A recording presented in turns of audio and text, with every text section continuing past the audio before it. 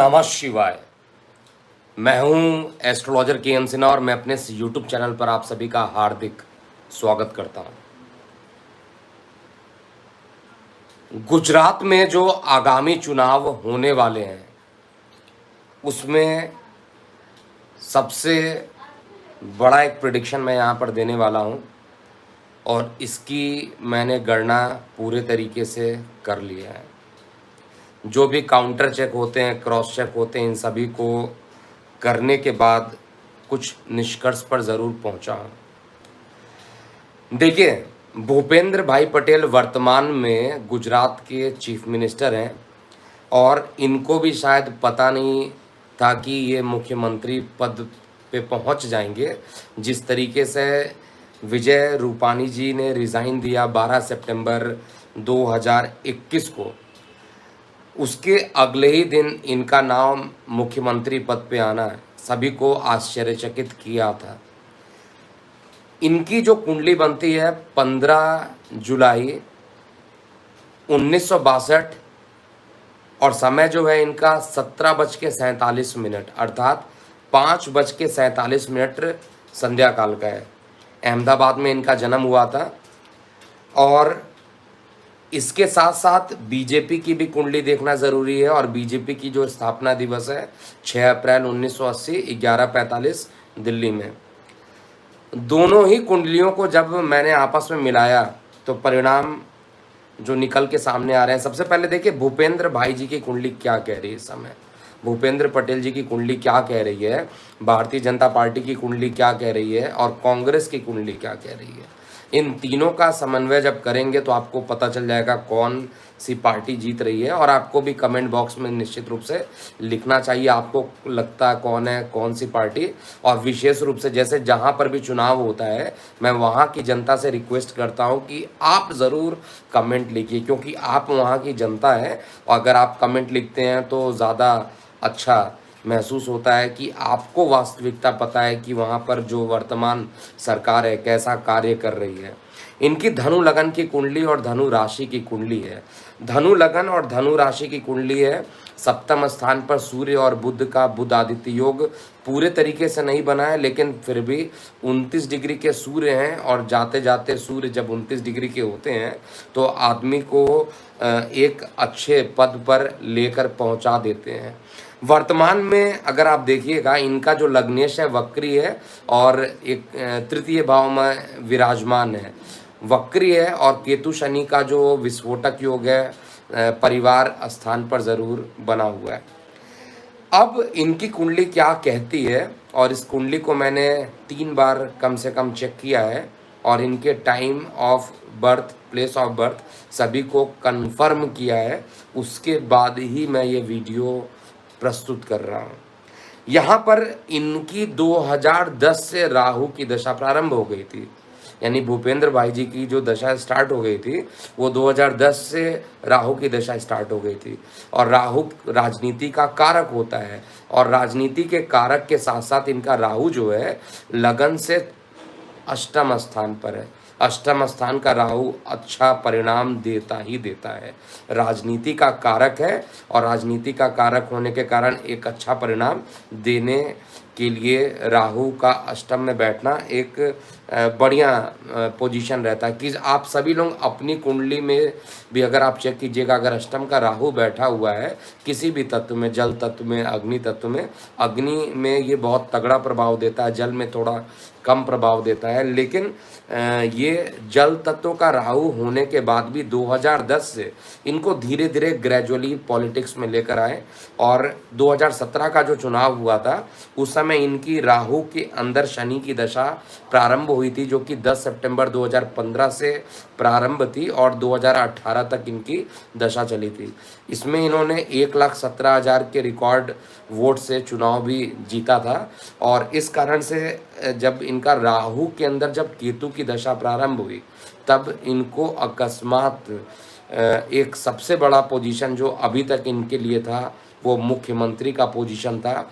राहु अकस्मात फल देता ही देता है और केतु का फल देना, केतु द्वितीय भाव में बैठे हैं और 5वीं दृष्टि से कंपटीशन को देख रहे हैं। इसलिए यहाँ पर कंपटीशन में इनको विजयी दिलाएं। अकस्मात कंपटीशन कहने का मतलब है जो परिणाम आया मुख्यमंत्री का इन्होंने भी नहीं सोचा था, और इनका जो बुद्ध आदित्य योग था और पोजीशन था हर तरीके से इनके लिए फेवरेबल हो गया। अभी क्या होने वाला है, सबसे बड़ी दो बातें इंपॉर्टेंट है और ये सभी लोगों को नोट भी करते हुए चलना चाहिए। दो बातें भारतीय जनता पार्टी के लिए भी इम्पॉर्टेंट है और यहाँ पर इनकी कुंडली से भी इम्पॉर्टेंट है। इनके राहु के अंदर केतु की महादशा जो है 23 फरवरी को खत्म हो चुकी है और राहु के अंदर शुक्र की दशा चल रही है। शुक्र की दशा जब चलेगी 2025 तक चलेगी और उसी बीच में चुनाव भी होने हैं। तो राहु के अंदर शुक्र के अंदर जो प्रत्यंतर बन रहा है, अगर चुनाव दिसंबर में, जनवरी में, फरवरी तक मैं लेके चल रहा हूँ, इन समय के बीच में अगर चुनाव होते हैं तो ये चुनाव इनकी कुंडली के लिए काफ़ी फेवरेबल रहेगा। लग्नेश की दृष्टि सीधा पहुँच रही है कि शुक्र पर लग्नेश की दृष्टि पड़ने के कारण यहाँ पर शुक्र खराब परिणाम नहीं देंगे। हालांकि मारक ग्रह होते हैं लेकिन फिर भी ये खराब परिणाम देने के लिए परेशान नहीं करेंगे। इनकी जो स्टार्टिंग टाइम रहेगा उस समय गोचर का शनि भी इम्पॉर्टेंट है। गोचर का शनि भी इनका गोचर करेगा इनके पराक्रम स्थान पर और मानसिक तनाव देने के लिए आगे बढ़ाएगा।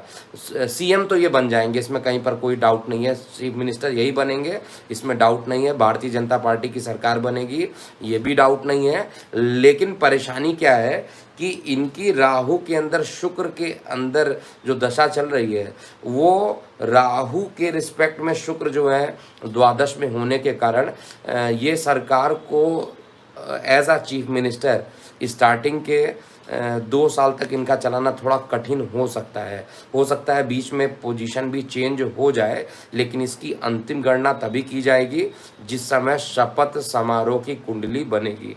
एक बात तो मेरे विश्लेषण में ये क्लियर है कि वर्तमान में चंद्रमा की जो महादशा चल रही है उसमें बृहस्पति की महादशा बीजेपी के लिए जो कि योगकारक थी 17/7/2022 तक खत्म हो जाएगी।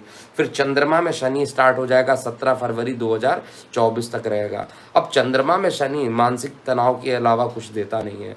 हालांकि जो लोकसभा के चुनाव होंगे 2024 में वो शनि के चंद्रमा के अंदर बुध की दशा चलेगी और जो बुध होता है वो लग्नेश है, तो 2024 वाली बात उतनी खराब तो नहीं रहेगी। लेकिन चंद्रमा के अंदर शनि जब तक चलेगा वो भारतीय जनता पार्टी के लिए बहुत अच्छा समय नहीं हो सकता। आपसी कला यहाँ पर उत्पन्न हो सकता है। लेकिन फिर भी जो मैंने गणना की है 110 से 130 सीट यहाँ पर भारतीय जनता पार्टी जीतने जा रहे हैं। इनके जो विपक्षी दल होंगे वो कांग्रेस पार्टी का जो इस समय चल रहा है वो बेहद खराब समय चल रहा है। इसलिए देखिए एक एक करके सभी लोग वहाँ से त्यागपत्र देते हुए जा रहे हैं। एक ऐसा कंडीशन खड़ा होने वाला है जहां पर जो कांग्रेस पार्टी है उसका एक जो मिनिमा फेज़ है वो बहुत जल्दी ख़त्म हो जाएगा और उसके बाद धीरे धीरे कांग्रेस पार्टी का उदय होता हुआ भी मैं चेक कर रहा हूँ। लेकिन ये उदय इतना स्पीडली नहीं होगा, इसको होने में भी काफ़ी टाइम लगेगा। और इस समय जो ओवरऑल कंडीशन बन रही है उसमें आप नोट कर लीजिए, डंके के चोट पर मैं यहाँ पर बोल रहा हूँ और जो भी भविष्यवाणी करता हूँ डंके के चोट पे करता हूँ। इससे पहले भी जितनी भविष्यवाणी हुई थी उसमें केवल ममता बनर्जी जी की भविष्यवाणी जो गलत हुई थी उसके लिए बार बार अपने वीडियो में क्षमा मैं ज़रूर मांगता हूँ। लेकिन फिर भी बाकी चाहे वो अरविंद केजरीवाल जी के लिए भविष्यवाणी की गई हो, चाहे अभी 4-5 राज्यों के जो चुनाव आए थे वो सभी भविष्यवाणी जो सत्य सिद्ध हुई थी, उसी प्रकार ये भी भविष्यवाणी सत्य सिद्ध होने वाली है। भूपेंद्र पटेल जी एक बार पुनः मुख्यमंत्री बनेंगे और ये चुनाव जो रहेगा गोचर का जो शनि रहेगा स्थान परिवर्तन या बीच में मुख्यमंत्री के नाम को चेंज कर सकता है, लेकिन ये तुरंत नहीं होगा। ये भूपेंद्र पटेल जी के अगर नेतृत्व में ये चुनाव लड़ा जाता है तो निश्चित रूप से भारतीय जनता पार्टी की सरकार बनेगी। अगर बीच में कोई नाम चेंज होगा तो उस कंडीशन में मैं गणना पुनः प्रस्तुत करूंगा, जैसे मैंने प्रस्तुत किया था। ये मान के चल रहा था कि नवजोत सिंह सिद्धू वहाँ पर सीएम कैंडिडेट बनेंगे, लेकिन उनका नाम ऐन वक्त पर चेंज होकर चरणजीत सिंह चन्नी जी का नाम आया था, तो वहाँ से पूरी गणना चेंज हो गई थी। तो यहाँ पर मैं श्योर हूँ 110 130 के बीच में यहाँ पर सीटों का गणना रहेगा। लेकिन आप लोग वहाँ के जो स्थायी निवासी हैं गुजरात के, उनका यहाँ पर कमेंट सेक्शन पर एक एक कमेंट करना काफ़ी इम्पॉर्टेंट है। आपको क्या लगता है कितनी सीट आएगी और कितनी सीटें बीजेपी को, कितनी सीटें कांग्रेस को आनी चाहिए, ये ज़रूर कमेंट बॉक्स में बताइएगा। और अगर किसी को भी इस वीडियो के कंटेंट में कोई परेशानी हो तो निश्चित रूप से आप हमें व्हाट्सएप कर सकते हैं। हमारा व्हाट्सएप नंबर है 9818318303, या इसी नंबर पर आप कॉल कर सकते हैं। अभी के लिए इतना ही। मैं हूँ एस्ट्रोलॉजर के एम सिन्हा। ओम नमः शिवाय।